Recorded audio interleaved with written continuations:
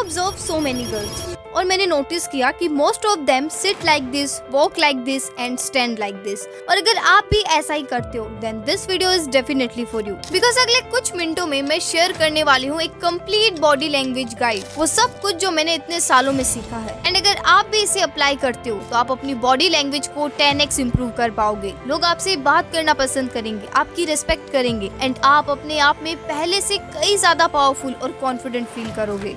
और याद है वो कम्युनिकेशन वाला वीडियो, आप सबने इतनी रिक्वेस्ट की थी उसमें कि दीदी प्लीज बॉडी लैंग्वेज पे भी वीडियो बनाओ, सो मैंने सोचा चलो बना ही देते हैं। बट एक प्रॉमिस करो कि इस वीडियो को आप एंड तक देखोगे बिना स्किप किए। तो सबसे पहले अभी कमेंट करके बताओ कि आप इनमें से कैसे बैठते हो। मेरा तो डी है, आपका ABCD जो भी है कमेंट करो अभी के अभी। कर दिया comment? So now let's begin. जब भी आप किसी से मिलते हो, कहीं पर भी आप जाते हो, बॉडी लैंग्वेज बहुत इंपॉर्टेंट रोल प्ले करता है। How do we use our body effectively to communicate our message? जब आपको कोई बोल भी रहा है और आप मात्र सुन रहे हो, तो आपकी बॉडी लैंग्वेज ऐसी होनी चाहिए कि you are interested in whatever is going on here.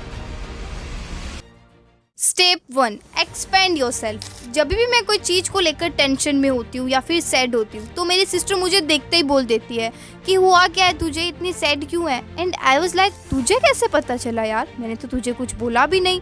तो वो हमेशा यही बोलती है कि क्या बोला नहीं, तुझे देख के ही पता चल रहा है। एंड इट्स ट्रू, जो हम फील करते हैं ना वो हमारी बॉडी रिफ्लेक्ट करती है। अगर आप सैड हो, इनसिक्योर हो या फिर कोई भी चीज की टेंशन कर रहे हो तो ऑटोमेटिकली आपकी बॉडी कुछ ऐसे हो जाती है। एंड मैंने ऑब्जर्व किया है कि most of the girls exactly ऐसे ही बैठी होती है, हाथ और पैर बंधे हुए, कंधे झुके हुए and almost like they are trying to hide themselves and they don't even realise कि ये पोस्चर उन्हें अंदर से और भी इनसिक्योर फील करा रहा है। साइकोलॉजिकल रिसर्च भी यही कहती है कि as the mind shape the body also shape the mind. मतलब अगर आप अपना पोस्चर एक कॉन्फिडेंट इंसान की तरह बना लो, लाइक ज्यादा स्पेस लेके बैठो, अपनी बॉडी को ओपन रखो और फेस पे एक नेचुरल स्माइल, तो आप ऑटोमेटिकली कॉन्फिडेंट फील करने लगोगे।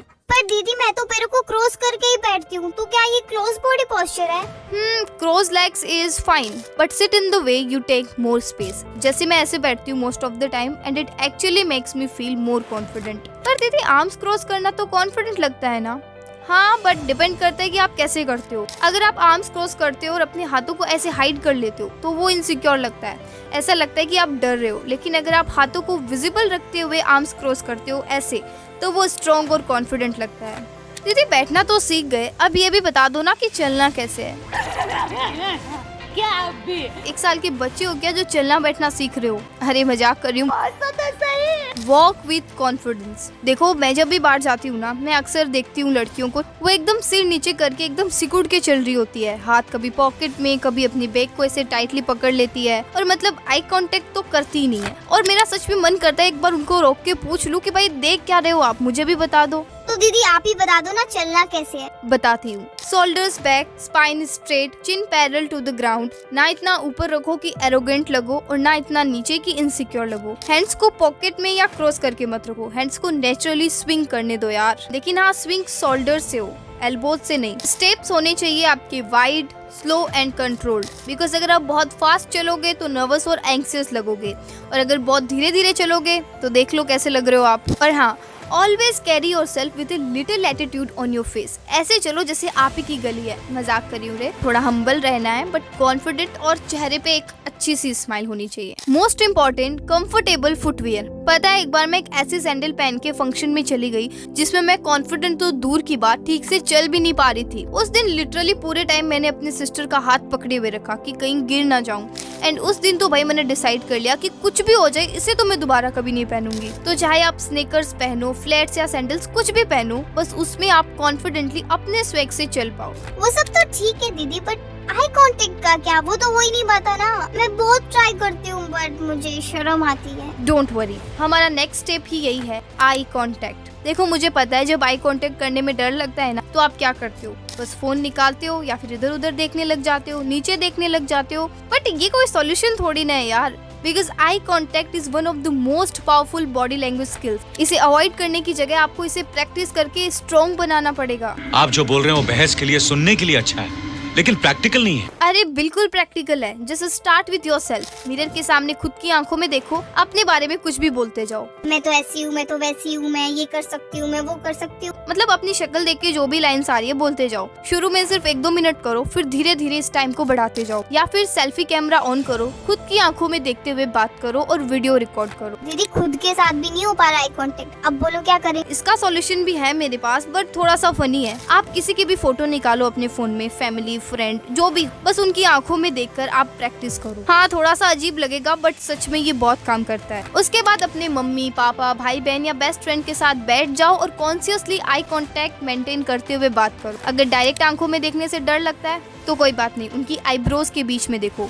धीरे धीरे आंखों में भी देखने लग जाओगे। अब अपना छोटा सा एक टेस्ट लो, सनग्लासेस पहनो और बाहर निकल जाओ। जब भी कोई सामने से आए, कॉन्फिडेंटली उनकी आंखों में देखो। उन्हें समझ नहीं आएगा कि आप एग्जैक्टली देख कहाँ रहे हो, बट आपकी प्रैक्टिस हो जाएगी। तो प्लान है। और फिर बिना सनग्लासेस के निकल जाओ बाहर और आई कांटेक्ट की प्रैक्टिस करो। पर हाँ, किसी को ऐसे भी मत देखना कि सामने वाला डर के भागी जाए। एक काम करो, आप 60-40 का रेशियो याद रखो। छोड़ो मत याद रखो, आप कंफ्यूज हो जाओगे। बस एक बात दिमाग में रखो कि आपको सामने वाले को कंटिन्यूअसली घूरना नहीं है कि बस देखते जा रहे हो। नहीं, बात करते टाइम बीच बीच में कभी हल्का सा साइड में देख लो, झटके से नहीं, स्मूथली। फिर वापस आई कांटेक्ट के साथ बात करने लग जाओ।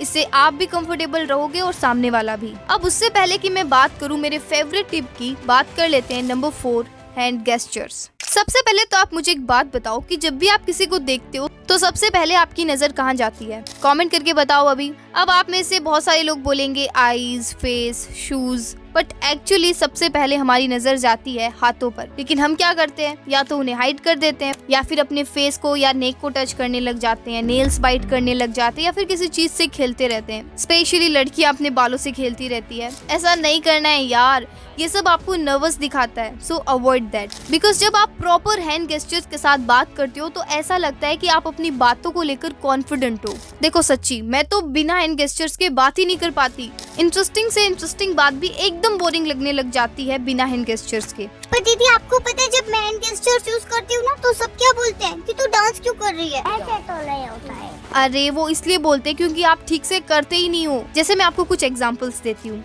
सबसे पहले अगर आपको काउंटिंग करनी है, लेट्स से आप बोल रहे हो कि मैं आज आपको 3 टिप्स बताने वाली हूँ, तो बस अपनी 3 फिंगर्स दिखाओ। अगर आप साइज या डिफरेंस बता रहे हो, जैसे ये छोटा सा चेंज, तो 2 फिंगर्स के बीच का छोटा सा गैप दिखाओ। बड़ा डिफरेंस ला सकता है तो दोनों हाथों को दूर लेके जाओ ऐसे। जब आपको किसी जगह या ऑब्जेक्ट की तरफ इशारा करना हो तो बस थोड़ा सा पॉइंट करो, बट हाँ, किसी इंसान की तरफ फिंगर से पॉइंट नहीं करना है, ये बहुत एग्रेसिव लगता है। इसीलिए पूरा हैंड यूज करो, लाइक आप बहुत अच्छे लग रहे हो। नेक्स्ट, जब आप इमोशनल या कोई पर्सनल बात कर रहे हो तो अपने दिल पे हाथ रखो। और बाकी जब नॉर्मली बात करते हो तो अपने गेस्चर्स रिलैक्स्ड और नेचुरल रखो। ओवर नहीं होना चाहिए वरना फेक लगोगे एकदम। आप क्या कर सकते हो, प्रैक्टिस के लिए टेडएक्स टॉक, पॉडकास्ट या पब्लिक स्पीकर्स को देखो। उन्हें ऑब्जर्व करो कि वो अपनी किस बात को एक्सप्लेन करने के लिए कौन सा हैंड गेस्चर यूज कर रहे हैं, एंड उन्हें प्रैक्टिस करो। फिर आपको सोचना नहीं पड़ेगा कि अच्छा यहाँ ये हैंड गेस्चर यूज करना है, यहाँ पे ये करना है, अपने आप होने लग जाएगा। अब आता है सबसे इम्पोर्टेंट और मेरा फेवरेट स्टेप, फेशियल एक्सप्रेशन। और इसमें मुझे लगता है 2 चीजें सबसे ज्यादा मैटर करती है, स्माइल एंड आईब्रोज। देखो, जब आप स्माइल करते हो ना तो आपके ब्रेन को लगता है कि हाँ, मैं रिलैक्स्ड और कॉन्फिडेंट फील कर रही हूँ, और सामने वाला भी आपको फ्रेंडली और अप्रोचेबल समझने लगता है। जब भी मैं बाहर जाती हूँ और सामने से किसी से आई कांटेक्ट हो जाता है, मतलब फ्रेंड या जिसको मैं पहले से जानती हूँ, मैं हमेशा एक स्माइल करती हूँ। हाँ, सबके साथ नहीं, इतने तो आप भी समझदार हो यार। अब आप मुझे बताओ कि इन दोनों में से कौन सी स्माइल फेक है और कौन सी रियल? बिल्कुल सही, लेफ्ट वाली रियल है और राइट वाली फेक। पर मुझे बताओ कि आपको पता कैसे चला? क्योंकि फेक स्माइल सिर्फ लिप्स से होती है, बट रियल स्माइल में लिप्स के साथ साथ आंखों के आसपास के मसल्स स्ट्रेन हो जाते हैं। क्या मतलब? क्या मालूम? अरे फेक स्माइल वो होती है जो आपके रिलेटिव्स करते हैं जब आप कुछ अच्छा करते हो। तो वो बाहर से तो बोल रहे होते कि बहुत अच्छा बेटा, बहुत अच्छा किया तुझे, मुझे बहुत खुशी हो रही तुझे देख के, लेकिन अंदर से। और रियल वाली स्माइल वो होती है जो अपने आप आ जाती है जब आप अपने बेस्ट फ्रेंड को देखते हो या फिर किसी छोटे बच्चे को देखते हो। So the point is always keep a real smile, but हाँ, smile should never be forced. हर जगह बड़ी वाली स्माइल नहीं करनी है, नहीं तो बिल्कुल पागल लगोगे। तो दीदी आप ही बता दो ना, हमें कब स्माइल करते वक्त दांत दिखाने, कब नहीं। अब क्या बोल रहे हैं? इतना मत सोचो, इन छोटी छोटी चीजों को इतना कॉम्प्लिकेटेड क्यों बना रहे हो? बस नेचुरल रहो, सिंपल सी बात है यार। आईब्रोज एक्चुअली बात की डेप्थ और इमोशंस दिखाते हैं। फॉर एग्जाम्पल, बात करते वक्त अगर आप थोड़ी सी आईब्रोज रेज करते हो ऐसे, तो सामने वाले को लगता है कि आप इंटरेस्टेड हो जो भी वो कह रहा है उसमें। जब आपको कोई सीरियस बात बोलनी है तो आईब्रोज थोड़ी टाइट करने से सीरियसनेस आ जाती है बात में। तो इसको प्रैक्टिस करने के लिए आप कर सकते हो इमोजी प्रैक्टिस, मतलब अपने फोन के इमोजीज उठाओ और उन्हें अपने फेस से मिमिक करने की प्रैक्टिस करो। ये ट्रिक आपको हेल्प करेगी अपने एक्सप्रेशंस को कंट्रोल करने में, प्लस मजा भी बहुत आएगा। मैं तो बहुत करती हूँ ये। Step 6, dressing with purpose. यार एक बात मैंने नोटिस की है कि जो भी हम पहनते हैं वो डायरेक्टली हमारी बॉडी लैंग्वेज को इन्फ्लुएंस करता है। जैसे जब मैं गाउन टाइप्स ड्रेसेस पहनती हूँ तो मेरी बॉडी लैंग्वेज ऑटोमेटिकली फेमिनाइन और ग्रेसफुल लगती है, और जब मैं ड्रेसी टॉप, जींस या कोई बॉसी आउटफिट पहनती हूँ तो मैं एकदम कॉन्फिडेंट और पावरफुल फील करती हूँ। द पॉइंट इज दैट कोई भी ड्रेस पहनने से पहले हमेशा अपना पर्पस समझो, उसके हिसाब से ही फिर ड्रेस चूज करो। मैंने एक कंप्लीट गाइड भी बनाई है on improve your personal style, तो इस वीडियो के बाद आप उसे भी जरूर से देख लेना। अभी कुछ टाइम पहले मैं मेरी एक फ्रेंड से मिली। एक्चुअली उसने एक टाइट फिट टी शर्ट पहनी हुई थी, मैरून कलर की थी शायद, छोड़ो ना, उससे आपको क्या करना है। नो डाउट दिखने में बहुत अच्छी लग रही थी वो, लेकिन वो खुद अनकंफर्टेबल फील कर रही थी उसमें। सो वो बार बार अपनी टी शर्ट को एडजस्ट कर रही थी एंड आई वाज लाइक कि यार तू इसे पहन के क्यों आई जब तुझे नहीं कंफर्टेबल लग रहा था इसमें। So the moral of the story is वही पहनो जिसमें आप कंफर्टेबल हो, क्योंकि अच्छे दिखने के चक्कर में आप अनकंफर्टेबल पहनोगे और अनकंफर्टेबल पहन के तो आप कभी कॉन्फिडेंट लग नहीं सकते। समझ गए? Step number 7, power pose. जब भी मुझे स्टेज पे जाना होता है या कुछ भी कंफर्ट जोन के बाहर करना होता है उससे पहले मैं यूज करती हूँ पावर पोज। दीदी ये पावर पोज क्या होता है एंड कैसे होता है ये? आप फोटोज क्लिक करते हो तो कुछ पोजेस देते हो ना, बस कुछ वैसा ही समझ लो। इसको करने के लिए सबसे पहले सीधे खड़े हो जाओ, back straight, shoulders back, face parallel to the ground, leg slightly open and दोनों हाथ कमर पे। अरे ठुमके नहीं लगाने हैं, बस ऐसे ही खड़े रहो। अब आप अपनी पावर पोज में हो। 2 मिनट के बाद आप बहुत ज्यादा कॉन्फिडेंट और पावरफुल फील करोगे। और यही नहीं, ये सारे पावर पोजेस हैं जो आपके कॉन्फिडेंस लेवल को लिटरली चेंज कर देते हैं विद इन मिनट्स और इवन सेकेंड्स। वाह दीदी क्या आइडिया बताया, अब तो मैं हर जगह इसे ही करूंगी। नहीं, जब भी आपको नर्वसनेस फील हो रही हो या कॉन्फिडेंट फील करना हो तब इसे यूज करो। बाथरूम में या कहीं जहाँ कोई आपको देख ना सके, क्योंकि जब आप किसी के सामने करोगे तो सामने वाले को ये एग्रेसिव और रूड लग सकता है। Step number 8, silent sentence. जब भी हमें स्टेज पे परफॉर्म करना होता है या नए लोगों से बात करनी होती है, वी आर लाइक मेरे को तो ऐसा धक धक हो रहा है। यार पता नहीं क्या होगा, कुछ गड़बड़ तो नहीं होगी ना यार, बस सब कुछ एक बार परफेक्टली हो जाए। बट एक सेकंड, क्या कर रहे हो आप? ये अपने आप को परफेक्शन जैसा इम्पॉसिबल इंस्ट्रक्शन दे रहे हो, बिकॉज कभी कुछ भी परफेक्ट नहीं होता है यार। ओहो दीदी आपको नहीं पता, जब टेंशन होती है ना तब यही सब होता है। हाँ, लेकिन ये सब सोचने से कुछ चेंज थोड़ी ना होता है यार। अपना पर्पस ढूंढो, अपने आप से पूछो कि मैं ये क्यों कर रही हूँ, एंड यू विल रियलाइज कि शायद आपको लोगों के बारे में जानना, उनकी प्रॉब्लम सॉल्व करना पसंद है, या आप अपने कंफर्ट जोन को चैलेंज करना चाहते हो, या शायद आप अपना टैलेंट दुनिया को दिखाना चाहते हो। और जब आप अपने आप से साइलेंटली ये कह देते हो, हाँ मैं स्टेज पे जा रही हूँ क्योंकि मैं अपना टैलेंट पूरी दुनिया को दिखाना चाहती हूँ, यू विल नोटिस कि एकदम से सब कुछ चेंज हो जाता है। अब ऐसा भी नहीं कि आपको कभी डर नहीं लगेगा, लेकिन हाँ आपको एक अलग ही लेवल का कॉन्फिडेंस आ जाएगा। लेकिन इन सब का कोई फायदा नहीं है अगर आप ये नेक्स्ट स्टेप फॉलो नहीं करते।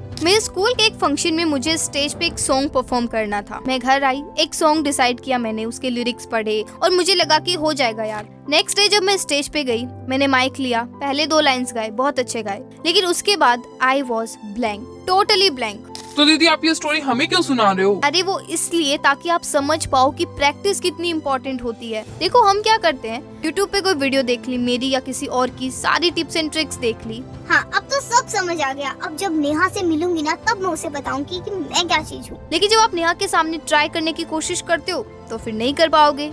क्यों? क्योंकि कब प्रैक्टिस ही नहीं की आपने। हर दिन 2 मिनट कॉन्फिडेंट बॉडी लैंग्वेज के साथ चलो, कॉन्फिडेंट पोस्चर में बैठो जैसे कि आप सच में कहीं बाहर बैठे हो। दीदी मुझे तो बहुत टेंशन हो रही है, आपने तो सारी चीजें बता दी, लेकिन मैं कैसे करूंगी ये सब कुछ, मुझे याद भी नहीं रहेगा। अरे टेंशन मत लो यार, सिंपल सी चीजें ही तो बताई है मैंने, ज्यादा कुछ नहीं है। कॉन्फिडेंट बॉडी लैंग्वेज का एक ही फंडा है, बस सिकुड़ के मत रहो।